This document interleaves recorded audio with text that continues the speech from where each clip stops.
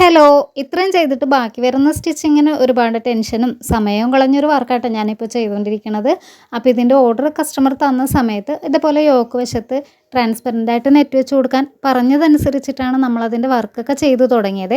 ഇതേപോലെയുള്ള മോഡൽ നമ്മൾ മുൻപും ചെയ്തു കൊടുത്തപ്പോഴേക്കും യോക്ക് ഭാഗത്ത് ലൈനിങ് വെച്ചാൽ കൊള്ളാമെന്ന് ലാസ്റ്റ് ടൈമിൽ കമൻറ്റ് വന്ന പല വർക്കുകളും നമ്മുടെ അനുഭവത്തിലും ഉണ്ടല്ലോ. അപ്പോൾ അതുകൊണ്ടിട്ട് സൈഡ് കൂട്ടുന്നതിന് മുമ്പ് അതുവരെ ചെയ്ത ആ ഒരു വർക്കിൻ്റെ പിക്ക് ഞാൻ കസ്റ്റമറിന് അയച്ചു കൊടുത്തിട്ടുണ്ടായിരുന്നു കേട്ടോ. അവർ ഓക്കെ പറഞ്ഞത് കൊണ്ടിട്ട് സ്റ്റിച്ചിങ് എല്ലാം കഴിഞ്ഞിട്ട് പാക്ക് ചെയ്യണതിന് മുമ്പായിട്ടാട്ടോ ഇനി ലൈനിങ് കൊടുക്കാമോ എന്ന് ചോദിച്ച് മെസ്സേജ് വന്നത്.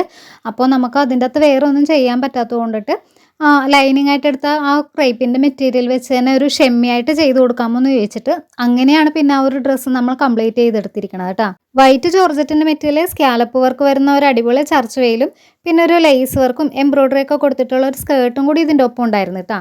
2-3 ആഴ്ചയായി നമ്മൾ ഈ ഒരു വർക്ക് ചെയ്ത് കൊടുത്തെങ്കിലും ഡ്രസ്സ് ഇടേണ്ട ആൾ സ്ഥലത്തില്ലാത്തത് കൊണ്ടിട്ട് കറക്റ്റ് റിവ്യൂ നമുക്ക് കിട്ടിയിട്ടില്ല കേട്ടോ. അതുകൊണ്ട് തന്നെയാണ് ഈ ഒരു വർക്കിൻ്റെ എല്ലാം ഒരു വീഡിയോ ഞാൻ ഇടാനും താമസിച്ചു പോയത്.